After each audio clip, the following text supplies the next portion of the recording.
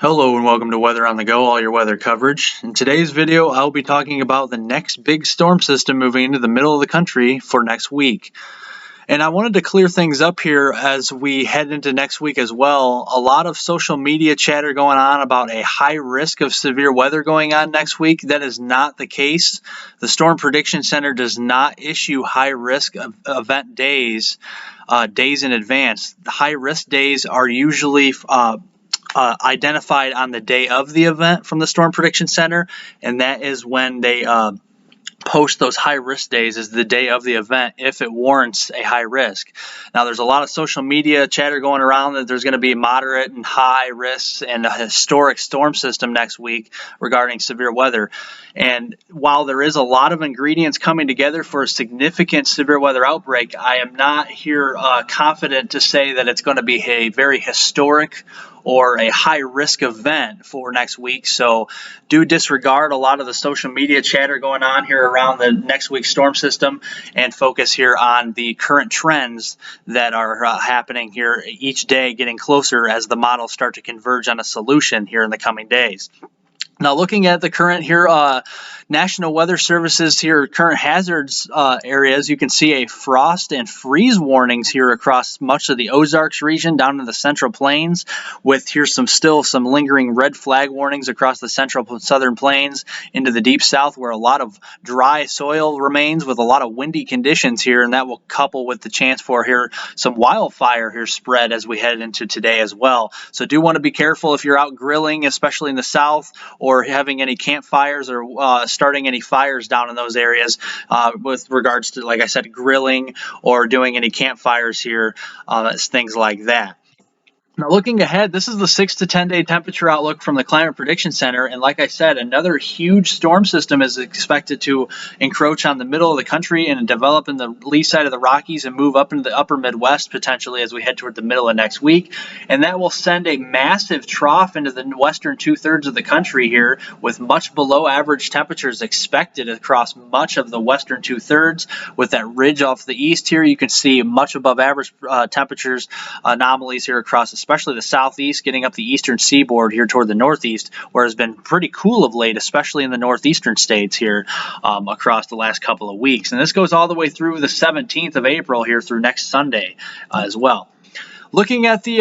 vorticity signature here today, that upper level low that's been just relentlessly spinning across the upper Midwest has been starting to depart as we head into this afternoon, and that will continue to push to the east. We'll knock that out of the here picture as we head into our weekend. And then kind of a zonal flow and return to southwesterly flow aloft will here kind of commence as we head into the late weekend into early next week, ahead of this massive trough, very potent trough here that'll be pushing into the desert southwest and California, actually bringing some much needed rainfall across some parts of California, Nevada, portions of western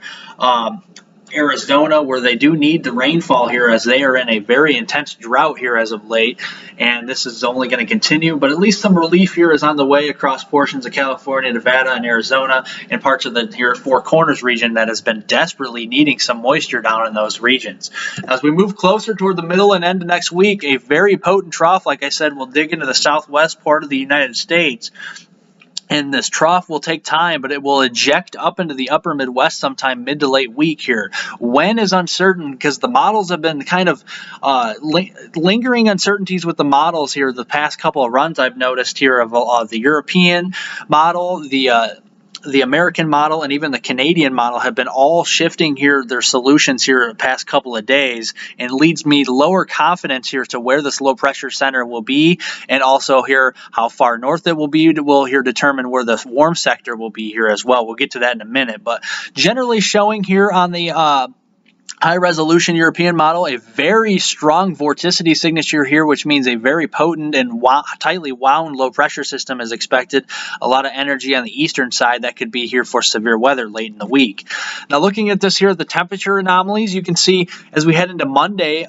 we'll have that ridge start to develop and move and surge northward across portions of the Midwest into the Great Lakes region here as we head into Monday. That trough starting to come down in the Pacific Northwest, and it really starts to amplify intensify as we head toward the middle of next week. Now on Tuesday could be some thunderstorm activity on the northern fringe here, some elevated thunderstorms, maybe some hail producers potentially, with some here marginal wind producers as well on Tuesday, and that will kind of suppress the warm up for portions here of Iowa and northern Illinois, portions of Wisconsin potentially. But then another surge here ahead of the trough ejecting into the middle of the country as we head into the middle of next week, and that will lead to much above average temperatures. I mean,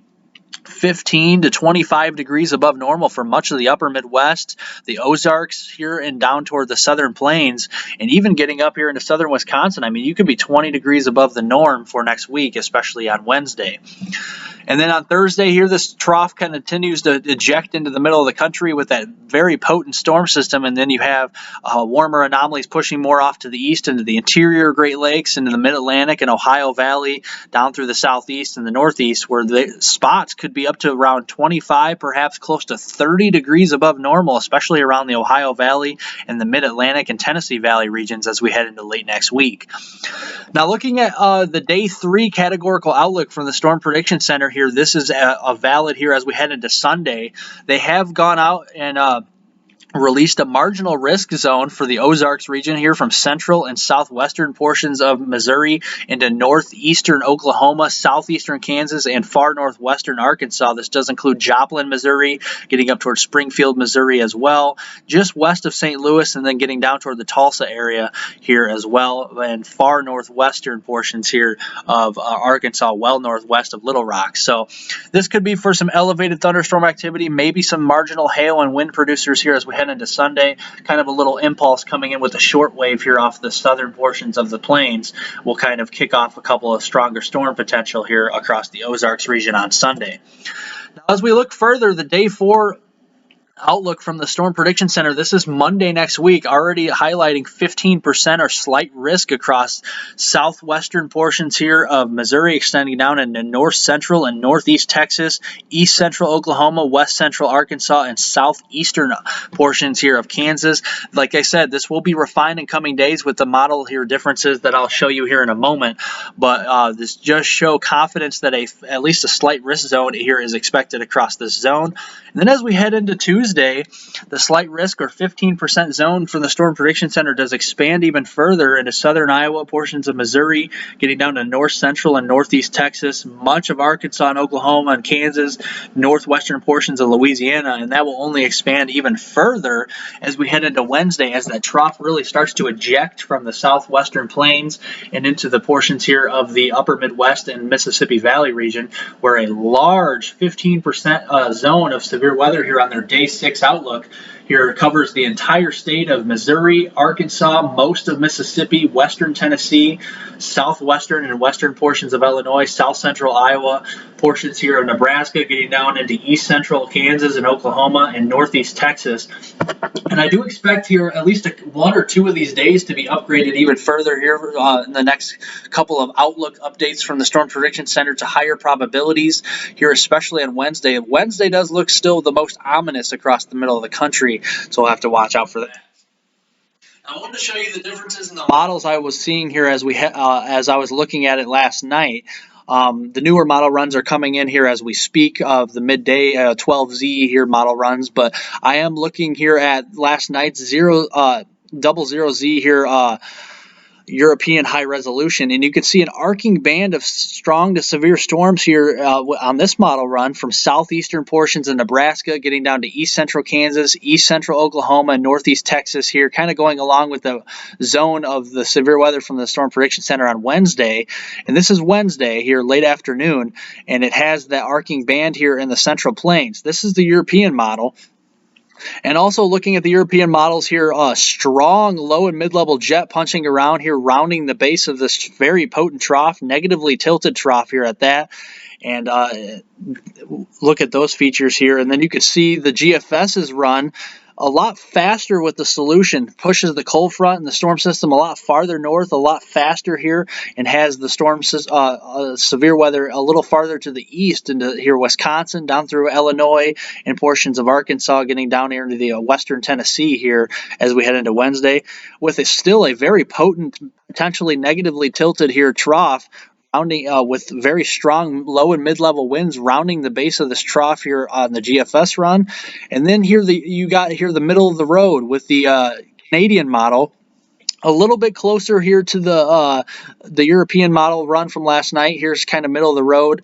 somewhat fast, somewhat slow, but has the storms here kind of in southwestern Iowa, down through east central portions of Kansas, western Missouri, east central Oklahoma, and northeastern portions of Texas. And still with a negatively tilted trough here, you can have some very strong low and mid-level winds kind of wrapping around the base of that trough, producing that wind shear. Now looking ahead here, the truth here in between, I think, is where the Weather Prediction Center here, kind of their model camps show a lot of higher precipitation here, anomalies, a lot of higher precipitation amounts across the southern and central plains, getting up here into the mid-Mississippi Valley region. We'll just have to see how that works out, but in general, the next here few days, all the way through the middle of next week, could have another here significant rains here across the portions of the Dixie Alley region, portions here of the Tennessee Valley, getting down to the Ozarks, and into the central and southern plains on up into the mid-Mississippi Valley, with generally 1 to 3 inches of rain here expected, especially if you can get under some thunderstorms as well. Then there will be a winter side to this. Still uncertainty in the placement, the exact placement here of the snowfall here forecast. This is the high resolution run of the European from last night, showing a very intense snowstorm here from the Dakotas down into western and central Nebraska, getting back into Wyoming and the Colorado Rockies there. And then you can see with the GFS, like I said, a lot farther north, a lot further east with the solution, and it pushes that snow a lot farther north,